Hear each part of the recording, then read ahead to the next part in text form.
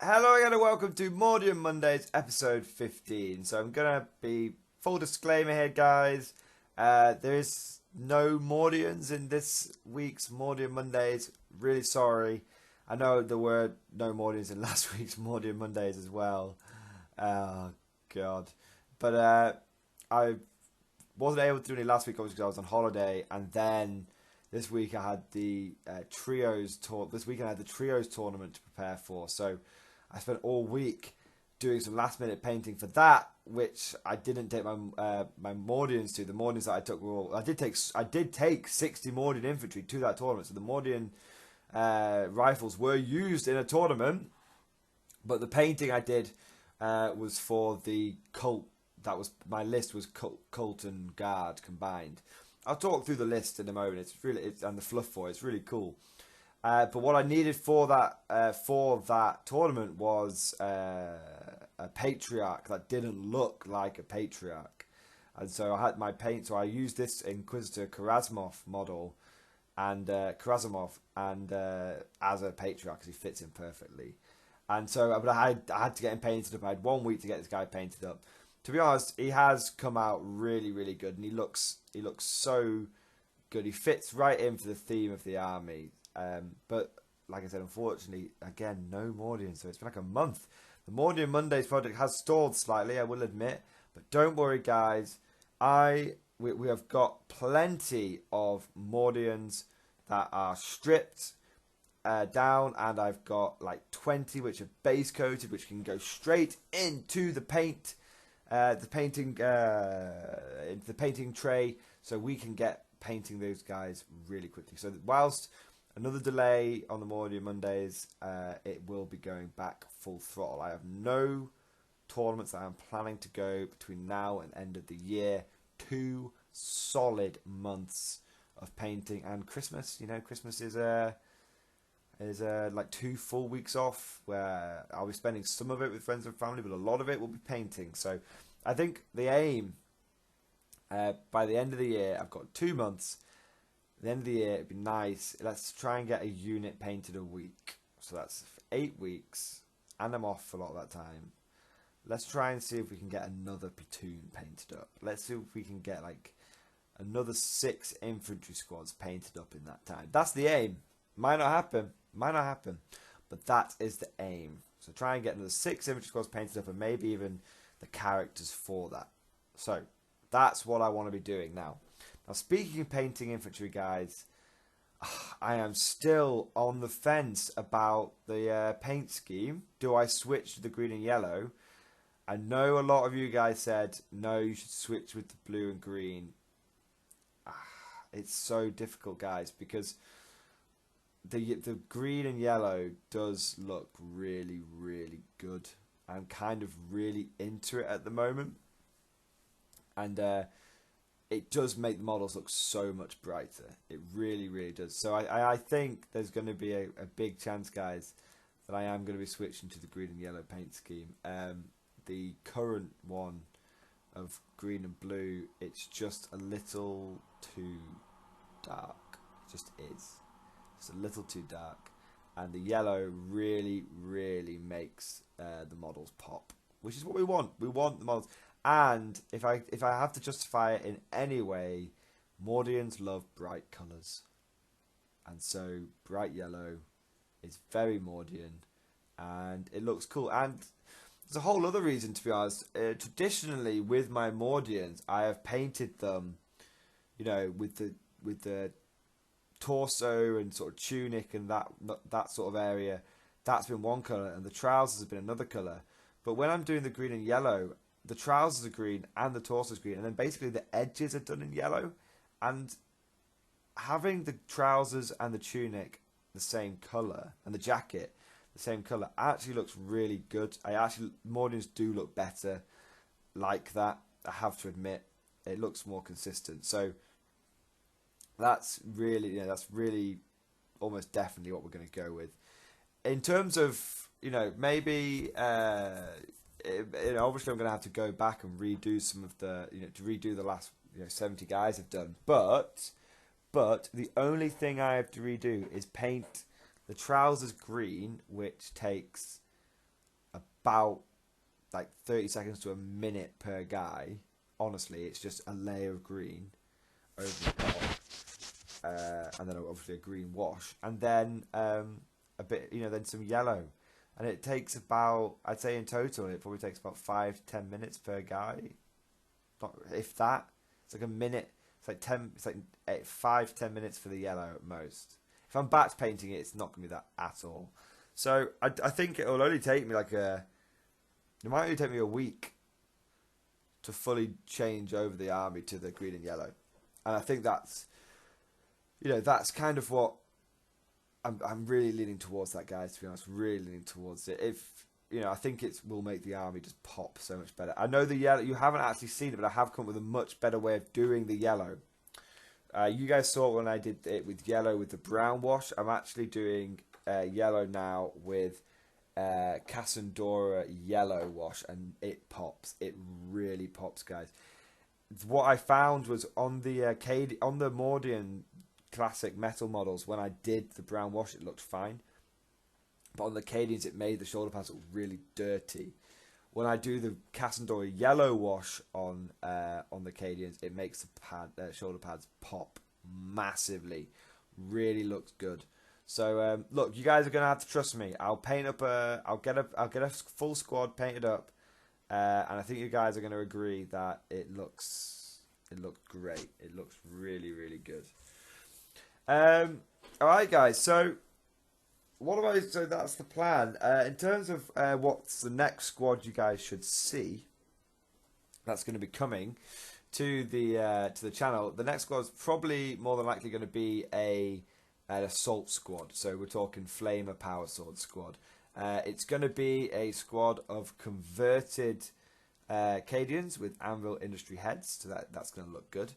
And one thing I'm really going to start looking into as well is adding backpacks to the infantry squads. So I think the squads look so much better when guardsmen look so much better when they've got a backpack on. I think they really, really do, and it really fits in with the style of the army, because it's meant to be like an old line infantry, and back in the day, sort of redcoats and well, not just redcoats, but Napoleonic times, you did have your backpack on as you marched in. It's not like, because your backpack didn't have like everything in it, it just had some bit, it didn't have everything you need in it. It's not like the massive Bergens that soldiers get these days. So yeah, that's definitely the way I'm going. Backpacks in yellow. Let's see how it goes. At the very least, it's going to be a very eye-catching army. So what have I been thinking recently? So I had this tournament this weekend. I've got a full tournament review video coming up. Forewarned, it's like an hour and a half long. It's pretty in depth, turn by turn each game. Really good tournament. 4 wins, 1 loss for myself, but it's a team tournament, so you'll see how that works out for the team. Yeah, so it was a good tournament, but it was with Cult, and so my thoughts have been wandering towards Cult, you see, because the neophytes, I was basically using to explain what the hell was going on with me using Inquisitor Karasmov in my Genes of the Cult list. So the fluff behind the art, because it was a fluff tournament, so you had to send like an actual like full page of fluff in with your army, and the fluff for my army was that these guys are from a prison planet. I might even have the fluff easy access on my computer. I did kind of rip off the Savlar Ken dogs, I'm not gonna lie, and it isn't like absolutely amazing Black Library level fluff. Let's see if I can find it here. There we go. So the fluff for the team was that the crusade has been going on for a long time. So this is the third. To give you a bit of context, the trios tournament that I was at this weekend is one that I've been to like 2 out of the last 3 years, and my team has got my brother and Sam and me, couldn't go last year, but someone filled in for me, has gone to the last 3 years. And so we've been, and we've always said that when we band together, we've been on this, we're a crusading force. And essentially, what happened is the Crusade's been going on for like 20 years now. Okay, and Sam's army, the Silver Knights, are the ones that launched the Crusade, but everyone's getting a bit worn down. So my army background, it's not just a half page of fluff, is the army name is the 234th Penal Force, regiment, nicknamed the Brotherhood of Kaine. So, because obviously I'm based off the Brotherhood of Nod. Army background. The latest crusade of the Silver Knights has dragged on for over 20 years. Imperial Guard forces attached to the crusade have been badly mauled, and reinforcements are having to be drawn from further afield and more varied sources. More inventive sources, sorry. The Imperium has always made use of penal legions, and the prison colony of Tiberius IV has been requested to raise a large infantry force to bolster the Crusading Guardsmen. Lord Governor Kaine, the warden of Tiberius IV, decided to personally lead this new force, giving his name to the regiment. It is a mismatch of hardened criminals, regular guard remnants and deserters from Armageddon, and his own prison officers who also function as the planetary PDF. Whilst not being the most disciplined or well-trained force, every soldier in the Legion, every prisoner in the Legion is a killer and knows how to handle a weapon. In order to keep this band of degenerates in line, Kaine has offered them 2 incentives. They could keep any warrior they took off the enemy, and any who survive will be given a full imperial pardon. However, any man found wanting will be sent back to the penal colonies to work in the deep toxic crystal mines with no protective gear. And so what the Karasimov model is he is Lord Governor Kaine. Now, anyone who knows the Tiberian series knows I've made a slight fuck up, which was his goatee and beard should be black. I'm actually going to change that now. Well, not now, but I'll change that. Although it'll only take me a few seconds. But what the representative is, that is Lord Governor Kaine, and I use him as a patriarch in my cult forces, but I only ever use basically either the smite power or like the mental onslaught psychic power or the sonic blast psychic power. I never use mind control from a patriarch or anything like that. And the reason is that obviously the patriarch doesn't have a gun, but this model has that massive triple-barreled melter. So the way I sort of say when I'm doing my powers is like, if I'm firing 1 barrel, that's me doing psionic blast. That just does 1 mortal wound. If I'm firing 2 barrels, that's when I do smite, because that's D3 mortal wounds. And if I fire all 3 barrels, that's when I'm doing mental onslaught. To try and, sometimes it works. Sometimes it works and it just absolutely devastates the enemy. Sometimes it overheats and the enemy rolls that 6 and then they break out the mental onslaught. So that's the gun explained on the model, and then the list on the side, that's a list of every prisoner on the in the force, and as each one is killed, they are I can never say the word, posthumously pardoned. So literally that guy's just going along, and that's why he's got the scope bionic eye. And he's just going along, just like, yep, you think that's so and so killed, that's so and so killed, that's so and so killed, and he's like an idiot savant, and he's just ticking them all off. And then any who live at the end, who live through the campaign, will live after each battle, will get pardoned, kind of thing. So it does work. It works really, really cool. And the model is it's just perfect for the army. That he is just obviously a prison warden, that guy, and it's got like repent on it, and there's purity seals and all that shit all over it. So it looks absolutely fantastic, and it fits in really well with the rest of the army. The red and the grey with a little bit of black. Yeah, so we've got other fluff like Johnny's uses the Angels Vermilion as his Blood Angels. And, the fluff for them is the Angels of Vermilion is a second founding successor chapter of the Space Marines created from the genes of the Blood Angels. Its chapter homeworld of Coronel lies in the eastern fringes of the galaxy. Alone of the Blood Angels' successors, the Angels of Vermilion shun all contact with their brother chapters, choosing to bear their lingering curse in solitude and isolation. Little is recorded of the Angels of Vermilion actions of the days since second founding, but whenever the chapter is mentioned, its battle records nothing of exemplary. However, the first company, and this is the fluff, that's actually legit fluff of the Angel Million, but then me and Johnny have developed this extra fluff around them. Why do they shun, other people? We've explained it in our bit of fluff, which is the first company, the Angel Million, have forced the Dark Secret under the guidance of their leader, Chaplain Atreides. They have begun recruiting from the planet of Artoria Prime. However, the recruit process is unorthodox. They regularly attack the planet and battle with the Imperial Guard forces. Those that do well versus the Angels are captured and turned into new Astartes. Those that flee or perform poorly are cut down without mercy.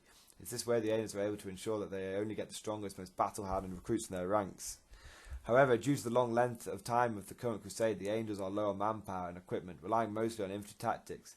The Angels answer the call to defend Armageddon in the crusade, but with an alternative motive. Armageddon will be a source of recruits for the chapter. So it's really good fluff, really good fluff. And the last bit is Sam's. Well, Sam's army, the Silver Knights. They've always been Iron Hands. But every single one of Sam's Marines, you should try and get. I'll try and get Sam on a battle report if you haven't seen him. Every single one of his Marines is unique. They're all kit bashed and they're all unique. Every single one is a knight, and his shoulder pads have his heraldry on, all free-handed, and all the power armor is bright silver, and the shoulder pads, each one's got a different bit of got a different coat of arms on, different heraldry, and across like 40 Marines, that is no mean feat. So they are really cool. So the fluff that we developed for them is good as well. The Silver Knights are a proud chapter with a long history of valour and courage, but they are, by the way, I should say, they're a complete rip-off of Bretonia. Their homeworld is the feudal world of Bretonium 6. Yeah, we totally ripped off Bretonia. Within the feudal social structure of Bretonium, these knights are considered the nobility, and the rest of the planet consists of lowly peasants. Each space marine is responsible for his own domain and maintaining his own equipment. Each knight's power armour is unique and is close to a set of plate mail from Ancient Terror. On the armour is the knight's personal heraldry depicting his noble house and battle honours he has won. When the Imperium requests aid in Silver Knights, each Marine is duty bound to answer that call. To not do so would be a great dishonour, which would lead to them being stripped of their land and titles and cast out. This can sometimes have the unfortunate side effect of creating renegade Marines who end up recreating their lost kingdoms to the renegades and heretics that infest the Imperium. Every 10 years, the Silver Knights launch a crusade. These crusades often have a specific purpose and are considered holy wars for Marines. For example, a crusade will be launched to reclaim a lost planet or expand the influence of the Imperium. There are no obligations for a knight to join these crusades, but they are considered a great undertaking, and much honour and glory is heaped upon those who take part. Often new Marines who are eager to prove their mettle will take part. Many of these Marines die in battle, but they are kept under watchful supervision of the older, more experienced knights. Silver Knights launched a crusade to assist in the Armageddon sector over 20 years ago. This is the longest crusade the Knights have done in over 1,000 years. The Crusaders that are left are battle-hardened and weary. Many have had to undergo significant bionic augmentation to replace lost limbs and heal bath damage. However, the Knights will continue to crusade until either Armageddon is liberated or they are wiped out. So that's why Sam always uses his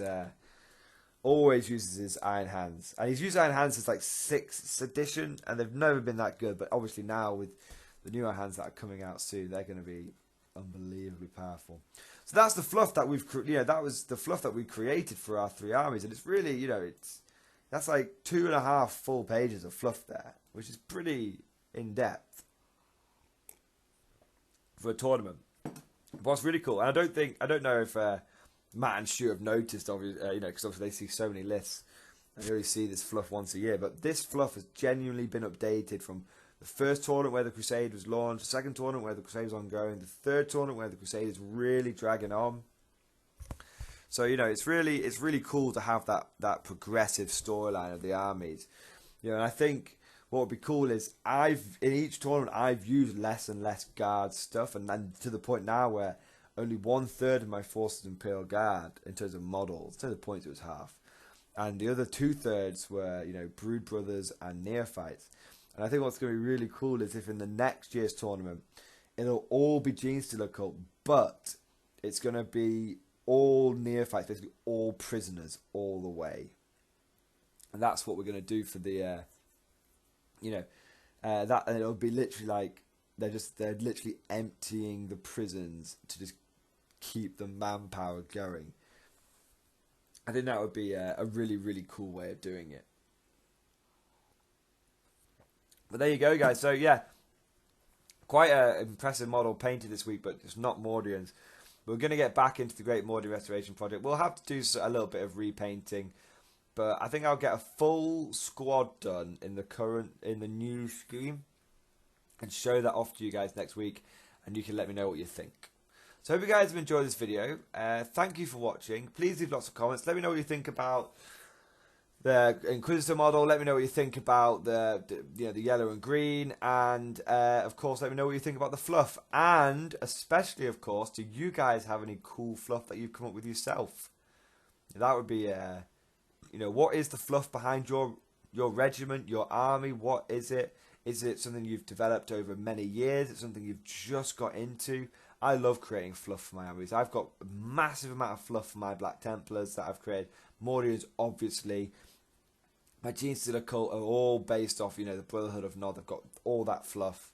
So yeah, I think it's it's really cool. So could you guys let me know what fluff you've got? I absolutely dig it. As much as possible. Really long, fluffy comments. I want to read them. So thank you guys for watching. I hope you enjoyed this video, and of course, I'll see you guys next time.